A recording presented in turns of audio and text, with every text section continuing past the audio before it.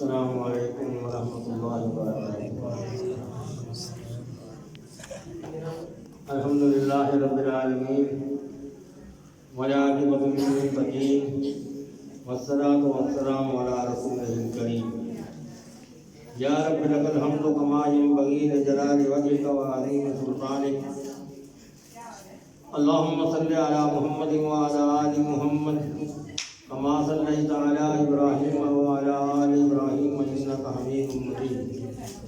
اللہم بارک علی محمد وعلی آل محمد کما بارکت علی ابراہیم وعلی آل ابراہیم انک حمید مجید۔ الحمدللہ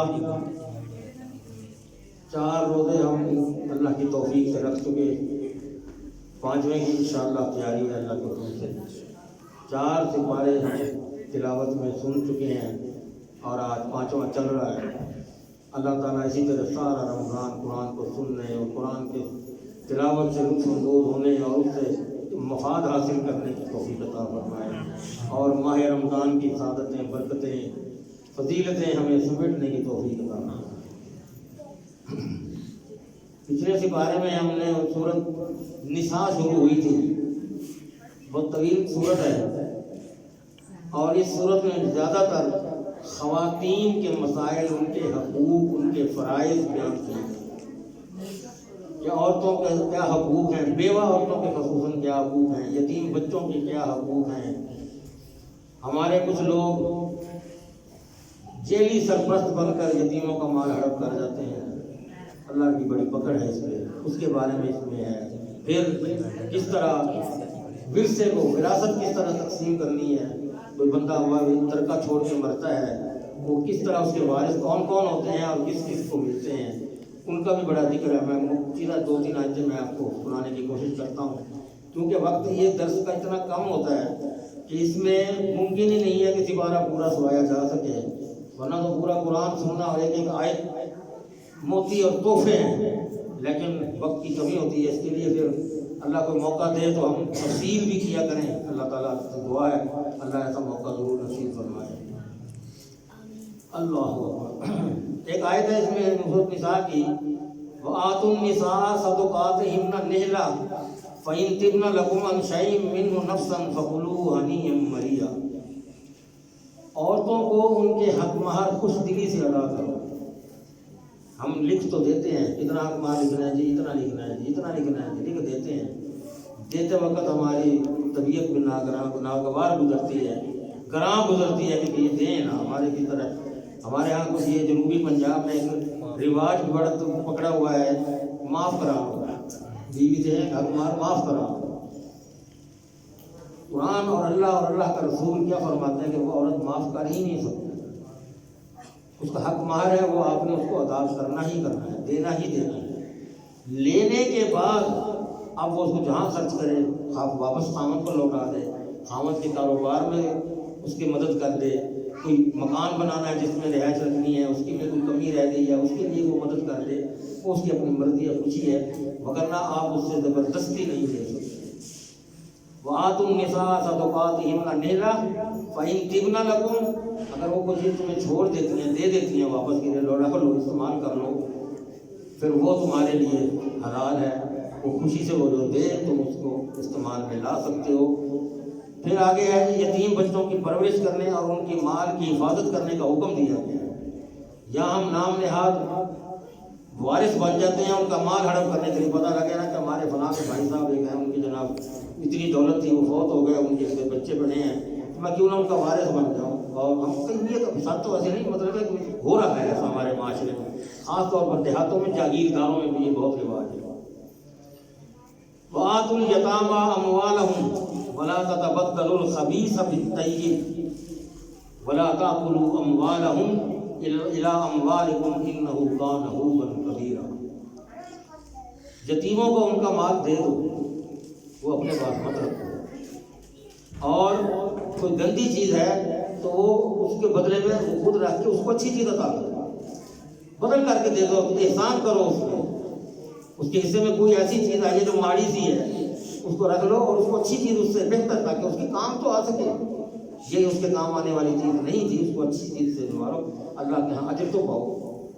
پھر ہے مطلب کہ آپ اس کے وارث بنے ہیں اور اس کے وہ آپ حقدار بنے ہیں کہ آپ اس کی وراثت کا اس کو تقسیم کرنے کا حق بھی رکھتے ہیں۔ ان کے مالوں کو بلا وجہ اپنے مالوں میں شامل کر کے ہڑپ نہ کرنا۔ ان کی جو جائیداد ہے، ان کا جو پیسہ تختا ہے، جو کچھ مال ان کا باپ چھوڑ کر مرا ہے، وہ ان کے وارث اس طرح نہ بنو کہ اب ہم اس کو اپنے مال میں ملا لیتے ہیں، کاروبار میں ڈالتے ہیں اور یہ ہمارے گھر رہ رہے ہیں، کھا پی رہے ہیں، تو اس کا ان کا حق ادا ہوتا رہے گا۔ وہ غلط نہیں ہے، اس کے لیے منع فرمایا گیا۔ یہ بہت بڑا گناہ ہے۔ انہو کان حوبا کبیرا، یقیناً یہ ہمیشہ سے آ رہا ہے اور بہت بڑا گناہ کیا جا رہا ہے۔ ہم بہت بڑا گناہ کر رہے ہیں اس کو اپنے مال میں شامل کر کے، تو اس سے ہمیں بچنا چاہیے۔ اللہ تعالیٰ ہمیں معاف فرمائے۔ پھر آگے اور اس کی بڑی سخت آیت یتیموں کے مال پر ایک اور آیت ہے، ان الذین یاکلون اموال الیتامی ظلما انما یاکلون فی بطونہم نارا وسیصلون سعیرا۔ جو لوگ یتیموں کے مال ظلم کر کے کھا جاتے ہیں، ظلم کرتے ہیں، ان پر مال کھا جاتے ہیں، تو وہ اپنے پیٹ میں آگ کے سوا کچھ نہیں بھر رہے۔ انما یاکلون فی بطونہم نارا، وہ اپنے پیٹ میں آگ بھر رہے ہیں، آگ کھا رہے ہیں، آگ ایندھن جا رہا ہے ان کے پیٹ میں۔ وَسَيَصْلَوْنَ سَعِيرًا، اور وہ عنقریب بھڑکتی ہوئی آگ میں ڈال دیے جائیں گے۔ ہمیں کیوں نہیں ڈر لگتا؟ کیوں نہیں ہم ڈرتے؟ ہم ایسے غلط کام کرتے ہوئے کیوں نہیں ڈرتے؟ ہم پچھلے 4 دن سے، یہ پہلے بھی پچھلے سال بھی سنتے رہے، چلو تازی بات کریں۔ کتنی اللہ کے پکڑ کی باتیں، کتنی خوشی کی باتیں، کتنی اس کی اجر کی باتیں بتائی جاتی ہیں، ہم پر اثر نہیں کرتی۔ کیوں؟ یا اس وجہ سے کہ میں نے سنایا، جہاں سے گئے اس کان سے سن کے گئے، باہر نکلے اس کان سے نکال، پتہ ہی نہیں کہ ہم نے کیا پڑھا تھا، کیا سن کے آئے ہیں، کیا بات ہے، اس کیسے جستجو نہیں ہے، شوق نہیں ہے کہ اس کو یاد رکھیں، اس کے بارے میں مزید آگے جستجو رکھیں، وہ شوق پیدا نہیں ہوتا۔ یہ شوق پیدا ہوگا، اس قرآن کو سمجھنے کی توفیق اللہ دے گا، تو پھر یہ برائیاں بھی ہم سے دور بھاگیں گی۔ اللہ اکبر۔ یہ کیا ہے؟ یہ اللہ کی طرف سے تاکیدی حکم ہے، وصیۃ من اللہ، اللہ کی طرف سے تاکیدی حکم ہے۔ واللہ علیم حلیم، اللہ سب جانتا ہے جو کچھ تم کر رہے ہو، سب کچھ اس کے علم میں، وہ جاننے والا ہے، وہ بردبار ہے۔ اور تلک حدود اللہ، یہ اللہ کی حدیں ہیں جو تم کراس کیے ہیں۔ اللہ نے ایک حد بنا دی ہے، یہ کام نہیں کرنا، تم اس کو کراس کرتے ہو، اللہ کی حد کو کراس کیا ہے، اس کا انجام تمہارے لیے اچھا نہیں ہے۔ اللہ اکبر۔ پھر اس میں محرم خواتین کا تذکرہ آیا ہے کہ ہم کس عورت سے نکاح کر سکتے ہیں، کس سے نہیں کر سکتے، اس کا تذکرہ بھی اس میں فرمایا گیا ہے۔ میں ترجمہ سنا دیتا ہوں۔ ابدی محرم ایک ہوتا ہے، ایک ہوتا ہے عارضی محرم، ایک ہوتا ہے ابدی محرم۔ ابدی محرم وہ ہے جو ہمیشہ سے ہی ابد، یعنی کہ ہمیشہ سے ہی وہ عورت مرد کے لیے حرام ہے۔ کون کون سی؟ اس سے کبھی بھی شادی نہیں کی جا سکتی۔ وہ پہلی چیز ماں، دوسری بہن، تیسری بیٹی، پھپھی، خالہ، بھانجی، بھتیجی، ساس، بہو، یہ وہ نسبی رشتے ہیں جو ہمیشہ کے لیے حرام ہے، ان سے نکاح نہیں کیا جا سکتا۔ ہم کئی ہی رشتے بنا رہے ہیں، کئی رشتے نکال لیتے ہیں راستے سے، یوں آئی تو غلط۔ جو اللہ نے بیان فرما دیا، یہ قرآن کی آیت کا میں ترجمہ بتا رہا ہوں وقت بچانے کے لیے۔ اور پھر ایک اور رشتہ ہے رضاعت کا، کہ اگر میری والدہ کا دودھ کسی اور شخص نے پیا ہے، اس کی ماں فوت ہو گئی یا کسی وجہ سے دودھ نہیں تھا، تو میری ماں نے اس کو دودھ پلایا، تو میرا دودھ بھائی شریک ہو گیا، تو اس کی بہن سے بھی میرا، اس خاندان سے بھی میرا رشتہ نہیں ہوتا کہ وہ دودھ بھائی، یا وہ لڑکی ہے تو خاص طور پر، لڑکی تو خاص طور پر ہے کہ اس لڑکی نے میرے ماں کا دودھ پیا تو وہ تو میری دودھ رضائی بہن بن گئی، اس سے میرا نکاح نہیں ہوتا۔ تو یہ بھی ایک بہت رضاعت کا دودھ کا تعلق ہے، یہ بھی معلوم ہے، اس کا بھی خیال رکھنا ہے۔ اور اسی طرح بیوی، میں نے ایک نکاح کیا ہے کسی ایسی عورت سے جو پہلے سے شادی شدہ تھی، اس کے پہلے خامن سے ایک بیٹی بھی ہے، اور میری اگر یہ وہ بیٹی وہ ساتھ آئی ہے، میں اس سے نکاح نہیں کر سکتا، اس کی بیٹی سے نکاح نہیں کر سکتا۔ اس کی ماں سے کیا تو اس کی بیٹی سے نہیں کر سکتا، اس کی ماں سے نکاح نہ کیا ہوتا پھر بیٹی سے بنتا تھا کر لیتے ہیں، لیکن اب جس عورت سے نکاح کیا ہے اس کی پچھلے خاوند سے اگر کوئی بیٹی ہے اس سے میں نکاح نہیں کر سکتا، وہ حرام ہے۔ عارضی حرام کیا چیز ہے؟ یہ تھے ابدی محرم، ابدی محرم یہ ہے۔ عارضی کون ہے؟ دو بہنیں اکٹھی حرام قرار دی گئی، یعنی آپ کے نکاح میں دو بہنیں اکٹھی نہ آئیں۔ اب ایک بہن ہے، اتفاق ایسا ہو گیا ناچاکی ہو گئی یا نہیں بن سکی بات، یا وہ فوت ہو گئی، بیمار ہو گئی، کوئی ایسا مسئلہ پیش آیا کہ وہ اب آپ کے نکاح میں نہ رہی، پھر اس کی بہن سے نکاح کیا جا سکتا ہے۔ بیک وقت دو سکی بہنوں کا آپ کے ساتھ نکاح نہیں ہو سکتا، اس کو اپنے نکاح میں کوئی مرد نہیں رکھ سکتا، دو سکی بہنوں۔ اللہ اکبر۔ یہ کچھ یہ مسائل آگے چل رہے ہیں، سورۃ النساء چل رہی ہے، انشاءاللہ آگے بھی دیکھتے ہیں۔ آگے محرم عورتوں کا تذکرے کے بعد رشتوں کی حرمت اللہ تعالیٰ بیان فرما رہے ہیں کہ اللہ چاہتا ہے کہ تمہارے لیے کھول کھول کر بیان کرے اور تمہیں ان لوگوں کے طریقے پر چلائے جو تم سے پہلے چلتے تھے، اور تم پر مہربانی فرمائے۔ یہ آیت نمبر 26-27 ہے۔ یرید اللہ لیبین لکم ویہدیکم سنن الذین من قبلکم ویتوب علیکم واللہ علیم حکیم۔ اللہ سب کچھ جاننے والا ہے، کمال حکمت والا ہے، اور اللہ چاہتا ہے کہ تم پر مہربانی فرمائے، اور جو لوگ خواہشات کی پیروی کرتے ہیں وَيُرِيدُ الَّذِينَ يَتَّبِعُونَ الشَّهَوَاتِ أَن تَمِيلُوا مَيْلًا عَظِيمًا، اور جو لوگ اپنی خواہش دل میں جو بات آئی ہے، جو میری خواہش پیدا ہو گئی ہے، امنگ پیدا ہو گئی، میں نے وہ پوری کر کے رہنی ہے، بھلے وہ حلال ہے بھلے حرام ہے، ہمیں اس کی طرف ہمیں توجہ نہیں ہے، تو وہ اللہ تعالیٰ ان کے لیے فرماتا ہے کہ وہ ہٹ جائیں اس راستے سے۔ یہ بہت برا راستہ ہے ان کے لیے، ان کو اس سے ہٹنا ہوگا۔ معاشی استحصال کی بھی ممانعت ہے، ایک دوسرے کے ساتھ تعاون ضروری ہے، بہن بھائی، عزیز اقارب رشتے دار ایک دوسرے کے ساتھ معاشی استحصال نہ کریں، پیار محبت کریں، کوئی ضرورتیں ایک دوسرے کی پوری کریں، اس کی بڑی یہی اسلام میں اللہ کو اگر صرف اپنی عبادت ہی کرانا مقصود تھا، یہ سجدے، نمازیں، حج، روزے رکھوانے ہی اللہ کو مقصود تھے، تو اتنی تو انسان نہیں ہے جتنے فرشتے ہیں۔ اللہ نے زمین پر اتنے انسان نہیں جتنے فرشتے بنائے ہوئے ہیں۔ آپ یہ دیکھیے کہ ہر شخص کے ساتھ دو تو موجود ہیں، کرامن کاتبین ہر شخص کے ساتھ دو ہیں۔ اب دنیا گننے کتنی ہے، دو تو ہر بندے کے ساتھ ہیں، اس کے علاوہ کتنے ہیں؟ کوئی بارش برسانے والا ہے، کوئی جان نکالنے والا ہے، کوئی وہی لے کر آنے والا ہے، کوئی کسی کام کی ڈیوٹی ہے، کسی کام کی ڈیوٹی ہے، کوئی پہاڑوں کو ملانے والا، پہاڑوں کو ہلانے والا، کوئی زلزلے پیدا کرنے والا، یہ سارے فرشتوں کے ذریعے اللہ کام دیتا ہے۔ کون اشارہ یہ ہو جائے اور کام ہو جائے۔ اور فرشتے وہ ہیں جنہوں کو بس حکم کا پتہ ہے، جنہوں اللہ کی کبھی نافرمانی کا تصور ہی نہیں کر سکتا فرشتہ۔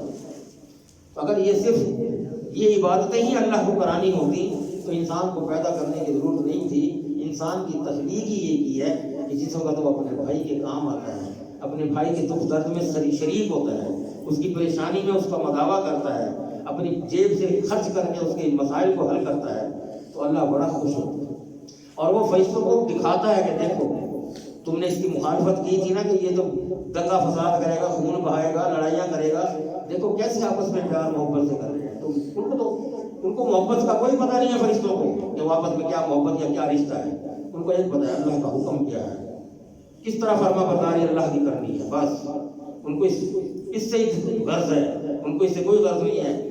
اب اسرائیل جب جان نکالتا ہے، کسی معصوم عورت کی جان نکالتا ہے، اس کے دو بچے بھی بڑے ہوتے ہیں، اس کو کبھی تک وہ آئی ہے اس پر رحم آیا کہ آج چھوڑ دوں اس کے دو بچیاں رول جائیں گے، یہ آدمی لے جاؤں گا، اس کے بیوی کہاں جائے گی، اس کے بچے کہاں سے کھائیں گے، اس کو کبھی ترس آئے گا۔ اس لیے کہ اللہ نے اس کی جو ڈیوٹی لگائی اس نے وہ کرنی ہے، اس میں نافرمانی، انکار تو تصور ہی نہیں ہے۔ یہ ہمارے اندر شیطان ہمیں بہکاتا ہے اور ہمیں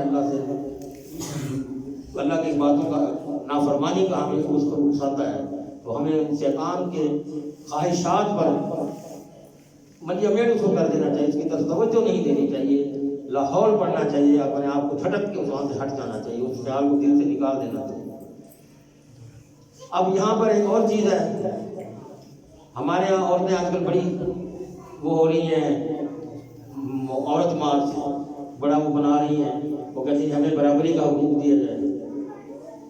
اسلام جو پسند ہو، جس نے قرآن پڑھا ہو، قرآن کے بارے میں معلومات ہو، یہ قرآن کی سورۃ نساء جس نے پڑھی ہوئی ہو، جو کچھ حقوق اسلام عورت کو دیتا ہے کسی مذہب میں نہیں، کسی مذہب میں نہیں، چیک کر کے دیکھیں اسلام عورت کے اتنے حقوق جس طرح وہ حقوق کی اللہ کے نبی صلی اللہ علیہ وآلہ وسلم آخری الفاظ کیا ہیں؟ جب آپ بیمار ہیں اور آپ اللہ کو پیارے ہونے والے ہیں تو اپنے سارے صحابہ کو اچھا کر سکتے ہیں، اپنے بیویوں کے ساتھ اچھا سلوک کرنا، اپنی بیویوں کے ساتھ اچھا سلوک کرنا، اپنی بیویوں کے ساتھ اچھا سلوک کرنا، 3 مرتبہ اپنی بات کرنا، اتنا آپ کو فکر تھا اس بات کا۔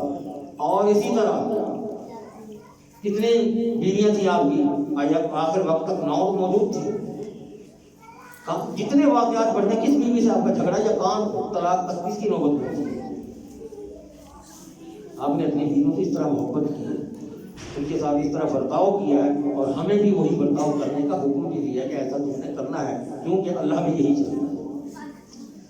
اللہ اور کیا اللہ فرماتا ہے یہاں الرجال قوامون علی النساء، مرد عورتوں پر حاکم ہے، مردوں کو اللہ نے حاکم بنایا عورتوں پر، بما فضل اللہ بعضهم علی بعض وبما انفقوا من اموالهم، مرد جو ہے عورتوں پر نگران ہے، حاکم ہے، اس وجہ سے کہ اللہ نے ان کے بعض کو بعض پر فضیلت عطا کی ہے، مرد کو فضیلت عطا کی ہے۔ اور اللہ کے نبی صلی اللہ علیہ وسلم ایک مرتبہ ایک شخص ملنے کے لیے آیا اور وہ آپ قدموں پہ جھک گیا تو آپ نے منع فرمایا کہ ایسا مت کرو۔ کہا جی وہاں پر روم میں تو بادشاہ کو سیدھا کیا جاتا ہے، تو میں بھی اسی زوم میں آیا تھا کہ آپ بھی بادشاہ ہیں، میں آپ کو سیدھا کروں، تو آپ نے منع فرمایا ایسا نہ کرو، اگر سیدھا جائز ہوتا تو میں سب سے پہلے عورت کو حکم دیتا کہ اپنی خاوند کو سیدھا کرو۔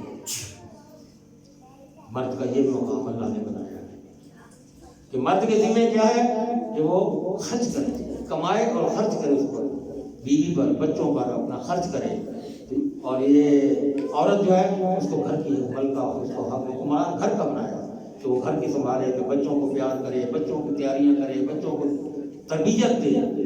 پہلی تربیت بچے کی ماں کی گود ہے، جو بچہ ماں کی گود سے جو تربیت لے گا وہ اس کے انگ انگ میں بیٹھ جائے گی، چاہے باپ اس کو کتنا بھی آگے پیار کرتا رہے، لیکن وہ ماں کی گود سے پہلا سبق وہی سیکھتا ہے۔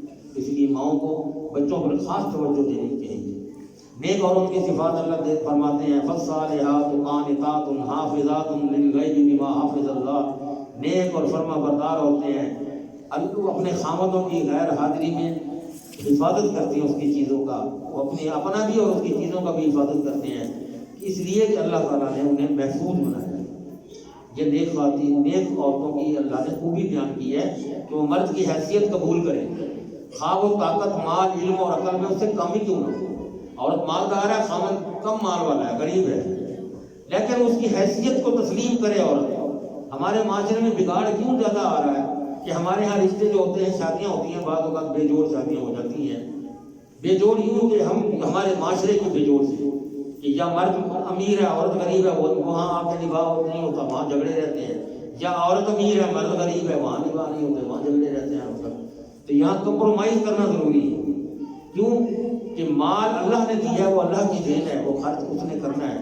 عورت کے پاس زیادہ ہے تو وہ اپنا اس پر خرچ کرے گی، مرد کے پاس زیادہ ہے تو وہ عورت پہ اپنا خرچ کرے گا، تو وہ بچوں کی خاطر دھکے بھی کھاتا ہے اور مرد جھٹکے بھی لوگوں کی سہتا ہے، دفتر میں کام کرتا ہے تو افسروں کی بھی سنتا ہے، بازار میں جاتا ہے دکان پہ بیٹھتا ہے تو گاہکوں کی سنتا ہے۔ عورت تو گھر میں بیٹھ کے اپنی خواہشیں پوری کرانے کے لیے وہ اپنی خواہشات کا ایک لسٹ بنا دیا کے رکھ دیتی ہے، خامن صاحب آئے ہیں، اس کو یہ نہیں پوچھنا اس نے کہ یہ آج کام کیسا ہے، کیسا نہیں چلا، یہ جناب گھر میں یہ چیزیں نہیں ہیں، یہ میری چیزیں نہیں ہیں، یہ بچوں کی چیزیں نہیں ہیں۔ اس کو بھی اس طریقے سے اپنانا چاہیے کہ وہ محسوس کرے کہ یہ آیا ہے، میں اس کو پہلے کھانا پیش کر لوں، پھر اس سے بعد بیٹھوں، پھر اس کو آہستہ آہستہ ضرور بیان کروں۔ خود کو بھی پتا ہوتا ہے مرد کو، لیکن چلو اگر وہ گھر کے اشیاء کم پڑ گئی ہیں تو اس کو طریقے سے بتا، تو ان کو بھی یہی بتایا گیا کہ مردوں کو حاکم مانے، اپنی ضرورتیں ان کے آگے رکھیں۔ اللہ اکبر۔ حضرت عبد الرحمن ابن عوف مسند احمد میں ایک روایت ہے، فرماتے ہیں کہ نبی کریم صلی اللہ علیہ وآلہ وسلم نے فرمایا کہ جب عورت 5 نمازیں پڑھتی ہو، ماہ رمضان کے روزے رکھتی ہو، اپنی شرمگاہوں کی حفاظت کرتی ہو، اپنے خامن کی اطاعت کرتی ہو، تو اسے کیا کہا جائے گا؟ اللہ کیا کہے گا اسے؟ جس دروازے سے تو جنت میں داخل ہونا چاہتی ہے، ہو جا تو بالکل یہ بیویاں خاص طور پہ سنیں کہ یہ باتیں عورتیں संभाल के रखें अपने दिनों में, कि नमाजें पढ़ें, रोज़े रखें, अपनी हिफाजत करें, गैर मर्दों से खामखा बिला वजह ताल्लुकात न बनाएं, खामन की इताअत करें और घर का ख्याल करें, अपनी औलाद की अच्छी तरबियत करें। तो अल्लाह रब्बुल इज़्ज़त फरमाते हैं कि उसको कहा जाएगा कि जिस दरवाजे से तुझे जाना है जन्नत में चली जा। अल्लाह अल्लाह अल्लाह हमारे सारे वक्तों को ऐसा नेक बना दे। अल्लाह अकबर। अब बिगाड़, औरत बिगड़ जाती है, अब उसके साथ किस तरह सलूक करना है वो भी अल्लाह ताला यहाँ फरमाते हैं। औरत घर का मदार है, उसी के सर पे धरा कर चलता है। अब अगर वही पूरा घर उसके इर्द गिर्द घूमता है, सारा कुछ उसके मत तो गया कारोबार करने, अपने नौकरी पे या पद जो भी उसका सिलसिला है, और जहाँ वो छोड़ गया अपनी बीवी को तो घर के हवाले करके, अब वही खराब हो जाए तो घर क्या बचेगा बाकी। इसलिए मदार को दुरुस्त रखना जरूरी है। मदार की तरफ तवज्जो देनी ये मर्द की जिम्मेवारी है, वो तवज्जो रखे, अपनी निगाह उसकी तरफ रखे कि भाई घर में मेरे क्या सिलसिला है, क्या नहीं चल रहा। और अगर घर का मदार खराब हो जाए तो फिर अक्लमंदी ये नहीं है कि अगर मैंने देखा कि मेरी बीवी किसी और से मिलती है या उससे बिला वजह उस हंसती और बातें करती है, वक्त उसके साथ ज़्यादा बिताती है, तो मैं उसको फ़ौरन तलाक दे दूँ, ये भी तरीका गलत है। मैं उसको समझाऊँ, ये इस्लामी तरीका है, ये अल्लाह का और अल्लाह के नबी का बताया हुआ तरीका है कि पहले इख्तलाफ तो हो जाता है, मियाँ बीवी में भी इख्तलाफ, बाप बेटे में इख्तलाफ, बहन भाई में इख्तलाफ हो जाता है। अब ये अगर मैंने कोई ऐसी बात महसूस की, हो सकता है मेरा वहम हो, मेरा ख्याल हो, मैं फ़ौरन इंतहाई नतीजे पे ना पहुँचूँ कि मैं उठ जाऊँ और मैं जनाब तलाक दे दूँ। सबसे पहले उसे बात करूँ, उसे नसीहत करूँ। ऐसा नहीं है, अल्लाह और अल्लाह का रसूल ये फरमाता है, यूँ तरीका कार है, तुम औरत हो, तुम इस घर की मालका हो, तुम मलका हो, बल्कि और इस घर को संभालने वाली हो, तुम क्यों इस तरफ दूसरी तरफ तवज्जो देती हो। उसको पहले उसको समझाए, जब देखें कि अभी नहीं समझ रही तो फिर दूसरी चीज़ दी अल्लाह के नबी की बताइए, मुस्लिम शरीफ की हदीस में है जिसका मैं तर्जुमा सुना रहा हूँ। फिर उससे जुदाई अख्तियार कर, बिस्तर अलहदा कर ले, अलहदा कमरे में सोए या अलहदा तल्लुकात उसे मुनक़ता कर ले, फिर भी ना सुधरे तो फिर उसे दर डांटे, हल्का फुल्का मार पीट भी करे। और अल्लाह के रसूल फरमाते हैं कि इतना ना मारनी, इतना नहीं मारना कि जिस्म पे निशान पड़ जाए और उसके वो कोई हड्डी पसली तोड़ के बैठ जाओ। तो अल्लाह सख्ती डांट के साथ, जितना हम बच्चे को भी डांट के मार सकते हैं ऐसे उसको मार के, ताकि उसको ये पता लगे कि मेरा खामा गुस्से में है और ये मुझे मेरे साथ कुछ भी कर सकता है। उसको डर पाओ, उसकी हड्डी पसली नहीं तोड़ देगी, पता लगे वो पड़ी हुई है जो कचड़ी, और फिर उसको आओ चावल अपने ससुराल को आओ चावल पाई हुए थे। अल्लाह अकबर। तो फिर वो हट करनी छोड़कर खामद की इताअत करने लग जाए, फिर उसे मज़ीद सज़ा नहीं है। अब अगर वो बात मान जाती है, वो राह रात पर आ जाती है, फिर ख़त्म, फिर अपना फिर वापस अपना बिस्तर के साथ आ गया, फिर उसके साथ वही प्यार मोहब्बत भी उस दिन अपने घर की ज़िंदगी गुजराए। लेकिन ये इंतहाई कदम तलाक वाला उस वक्त उठाएं जब पानी सर से गुजर गया, अब नहीं कुछ सुधर सकता। और मेरे ख्याल में, मैं अपनी राय बताना चाहता हूँ, यहाँ वो शामिल करना चाहता हूँ, ऐसा कोई काम नहीं है जो प्यार मोहब्बत से ना समझ सकता हो। तो हमें उसकी तरफ तवज्जो देनी चाहिए, प्यार से पहले समझाना चाहिए। और ना सही अगर ना हो रही हो, ना सुधरे, ना समझे, तो फिर भी आप क्या करना है, दोनों तरफ के खानदानों के बुजुर्गों को इस मसले में इन्वॉल्व कर लो। उधर के भी दो बुजुर्ग बुला लो, उधर के भी दो बुजुर्ग बुला लो, यानी कि ससुराल में से भी और अपने पेके में से भी दो बंदे बैठ जाए बुजुर्ग, और उनके आगे ये मसला रखा जाए कि जनाब ये मसला है। वो अगर उसको कोई शिकायत है औरत को तो वो बयान करे, मर्द को शिकायत है तो वो बयान करें।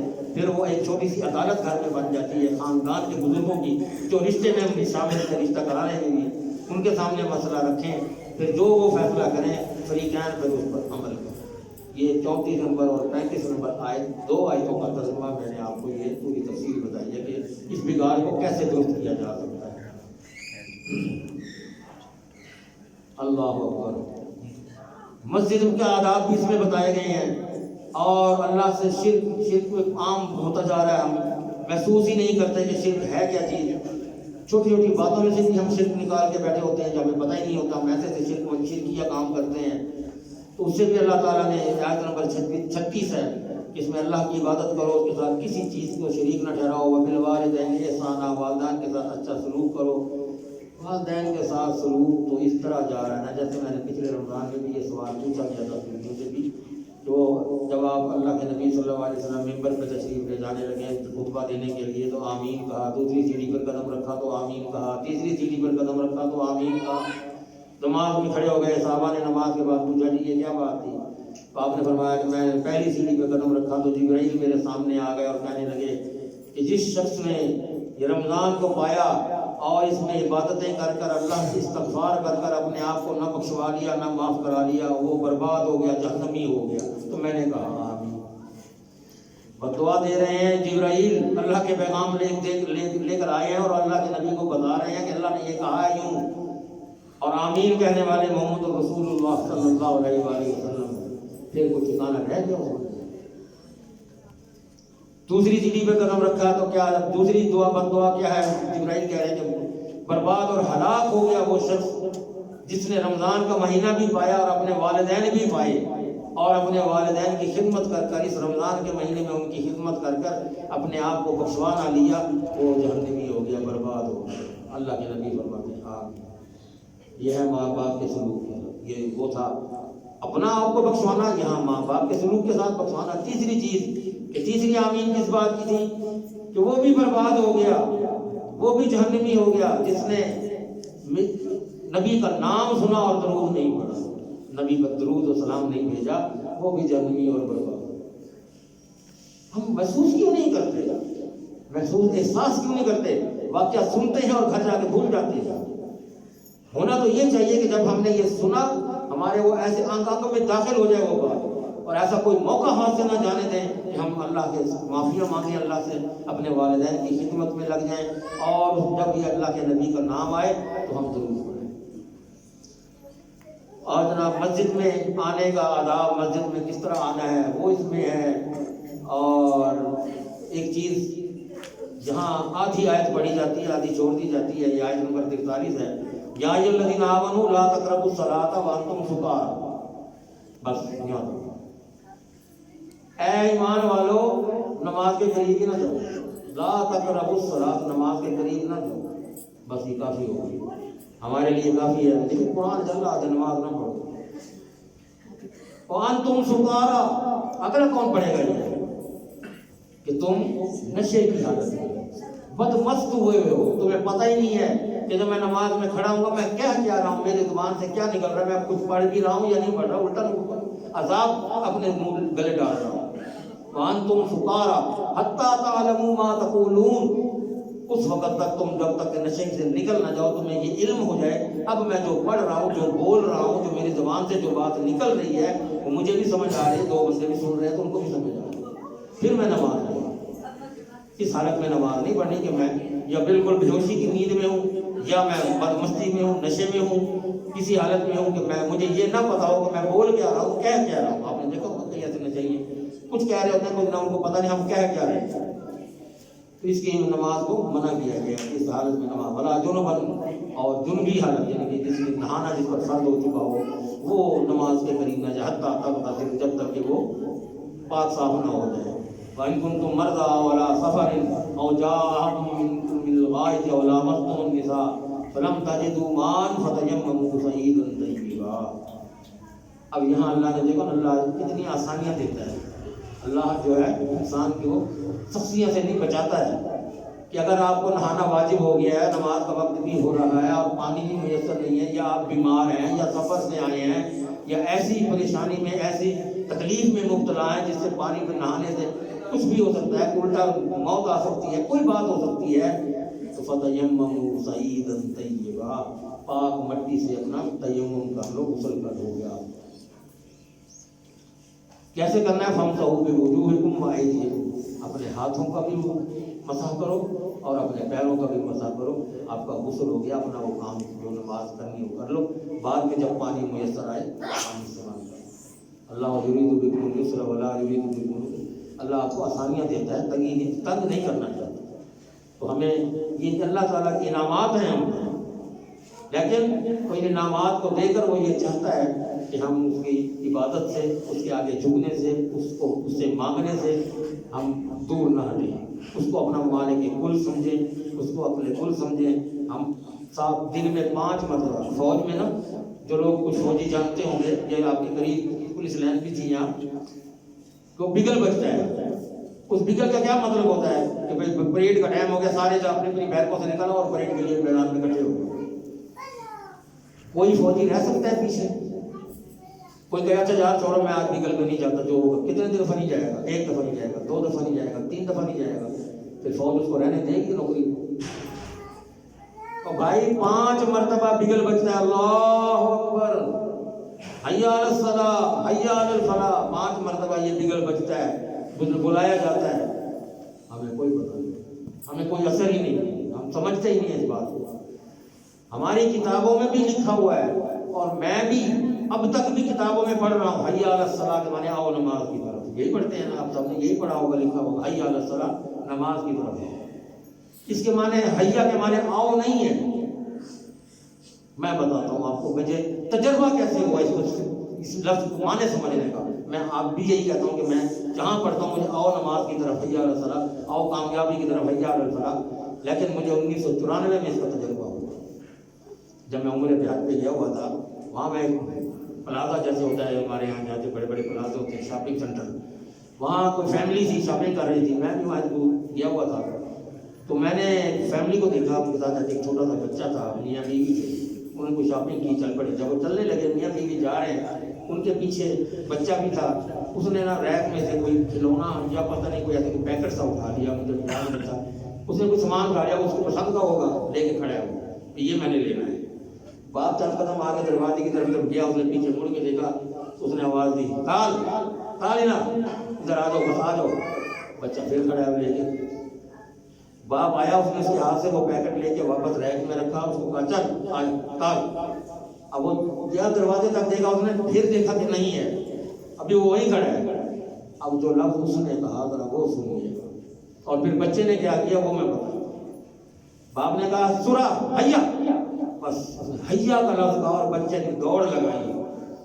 उसने दौड़ लगाई, बाप के पास पहुंच गया, बाप ने उंगली पकड़ी, बात मिल गया। मैंने कहा इतने से बच्चे को पता लग गया हय्या के माने क्या। हमारी इतनी उम्रें गुजर गई, हमें नहीं पता हय्या के क्या माने। हय्या के माने ये नहीं है अच्छा आ जाएंगे। हय्या जहां हो, जो काम कर रहे हो छोड़ दो, भाग पड़ो, जहां हो जिस हालत में हो दौड़ पड़ो, हय्या अलस सलाह, हय्या अलस सलाह, दौड़ के आओ। ये है हय्या के माने। हमने कहा मौलवी साहब आते बनो यार भाई, तो क्या काम नहीं कोई जड़ उठ दिया मांगा नहीं बढ़। हम तो इस तरह हैं। जिस दिन हमारे अंदर ये समझ आ जाएगी कि हमने हय्या को क्या क्या समझना है, कैसे अल्लाह की तरफ दौड़ करना है, किस तरह लपकना है, उस दिन हमारा किरदार भी और हमारा सब कुछ बेहतर हो जाएगा इंशाअल्लाह। बाकी फिर अल्लाह के हुक्म से ज़िंदगी बखैर कल मुकम्मल करेंगे। अल्लाह ताला कुरान को समझने की तौफीक अता फरमाए और उस पर अमल की तौफीक अता फरमाए। बड़ा कमाल कुरान है, बड़ी बातें होती हैं, तो इतना सुनाने में भी मज़ा आता है, सुनने वालों को भी मज़ा आता है, लेकिन वक्त नहीं इजाज़त देता कि हम इस तफसील में जाएँ। इंशाअल्लाह अल्लाह मियाँ कोई ऐसा मौका बना देगा, लंबी तफसील भी किया करेंगे। जज़ाकुमुल्लाह खैर। तयम्मुम का क्या तरीका बताया? तयम्मुम का पाक मट्टी पर हाथ लगा के उस हाथों से झाड़ें, फिर उसको अपने हाथों पर, चेहरे पर बस मसा कर लें, या बताइए गुजर हो गया। यही है।